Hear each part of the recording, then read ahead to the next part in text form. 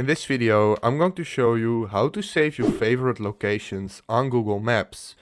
As you can see, I'm on Google Maps right now, and this will work on both your phone or the desktop version.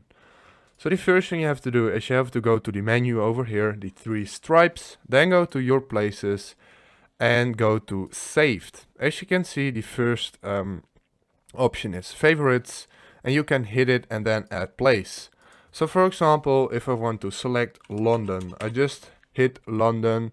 Let's say I want to do the London Eye, and I want to do Dublin as well. I can just hit this, and as you can see, London gets a hit and Dublin gets this as well. So if this video helped you out to mark favorite locations, please leave a like, please subscribe, and see you next time. Bye.